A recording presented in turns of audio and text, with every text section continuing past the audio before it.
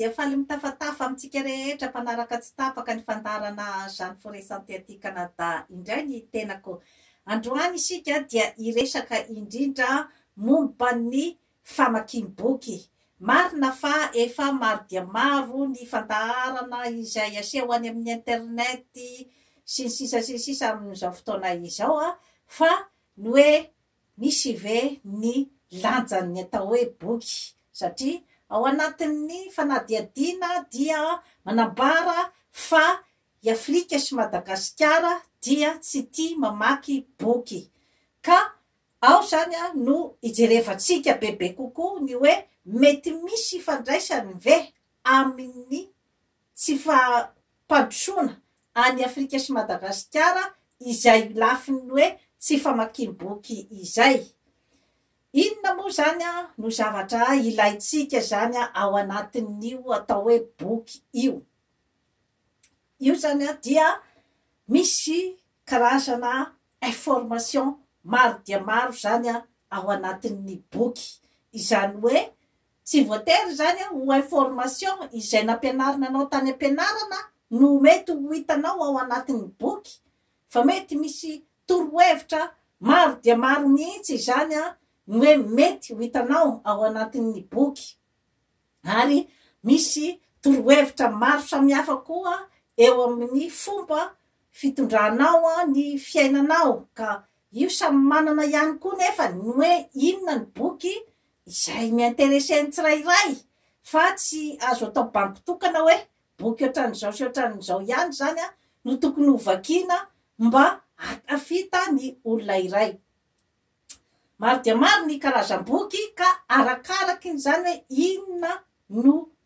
nofinofinao na ny tanjona izay tianao ho tratrarina amin'ny fiainana zany inona ny zavatra tianao fantatra ao anatin'ny famakiam-boky satria efa naverimberiko teto foana fa tsy ampy ny fahaizana mampahalalana tovozina any ampianarana fa mila ihany koa zany sika an'ilay ataontsika hoe culture en général satria nosy ny tanitsika ka mila mahafantatra ihany koa zany ny hoe fombafomba fiainan'ny olona aty amin'ny tany mandroso mba ahafahantsika zany manana ny ataontsika hoe zany hoe fahaizana mandresy lahatra rehefa mifanena na mila an'izay fandreseny-dahatra zay zany amin'ny tany mandroso satria mantsy raha andresy lahatra olona anankiray ianao dia mila fantapatatrao zany ny fomba fisainany, mila fantapatatrao ny fomba fiainany, mila fantatrao hoe inona ny filozofia mitondra azy ao anatin'izay zavatra rehetra izay zany no hoe ahafahantsika zany milaza fa ilaina ny manana ny atao hoe culture, manana ny fahalalana zavatra amin'ny ankapobeny ka reto zao ohatra dia misy karazam-boky izay hoe arakaraky ny sokajin'olona raha ohatra ianao ka hoe tianao politika na hoe raha ohatra ianao ka hanana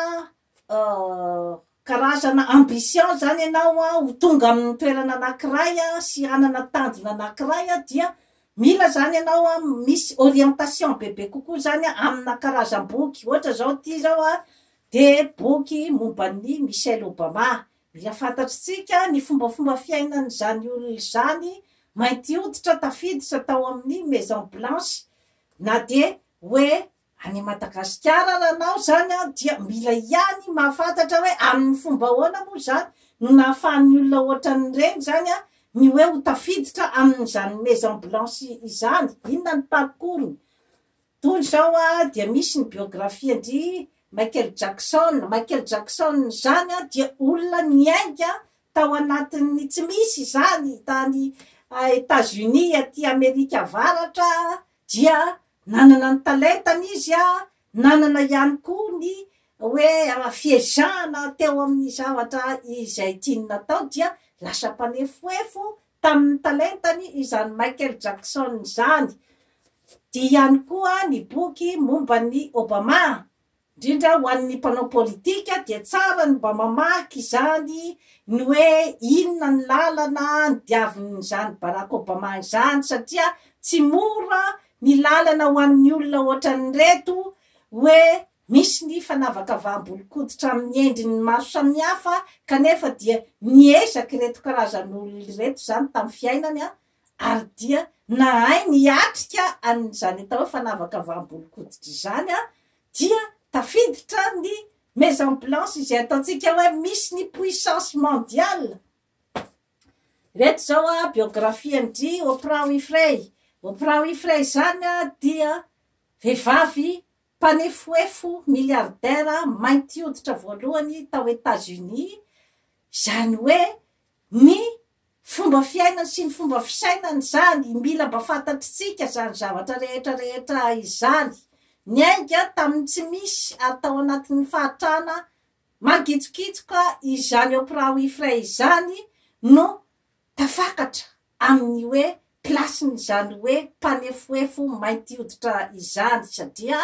ny zavatra ny voiziny izy moa zany dia journalista ary mpanentana ihany koa zany izy atao amin'ny televisionna antony ataontsika hoe développement personnel itony indrindra moa zany fanentanana ny mainty hoditra mba hiezaka amin'ny fiainana fa tsy ho variana fotsiny zany amin'ny hoe victimisation syndrome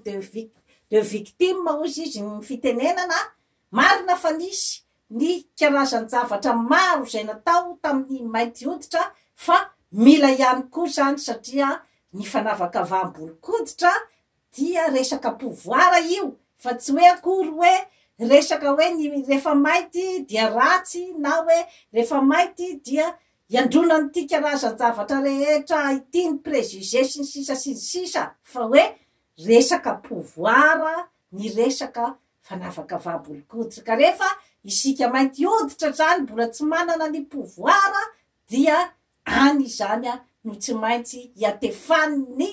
karazana hoe préjugé sy ny hoe karazana fieverana ny mainty zany ho ambany ka iza moa zany no andrasatsika hanovany zay zavatsy zay dia izao ianao izay mahatsapa-tena fa hoe ao anatin'izay hoe fanavakavahana izay mbola ao anatin'izay hoe resaka hoe hoditra volokoditra izay entiketinao isan'andro mila anao zany miezaka amin'ny fiainana mampahafantatra fa tsy olon'olom-pony ianao ka tsy entinao anatin'ny complexe bêtement fotsiny koa zany zavatra rehetra izany fa amin'ny alalan'ny fitaizanao toe-tsaina amin'ny alalan'ny fitaizanao ny vatanao hanana ny fahasalamana amin'ny lafiny rehetra dia mandroso ianao zany amin'ny fampandrosoana ny tenanao. Misy ny biografiany zany Pelado zany dia olona izay ataontsika hoe zany hoe pionnier teto Québec zany satria zany Québec izany dia tao ambany domination ny anglisy zany tamin'izany andro zany dia ireto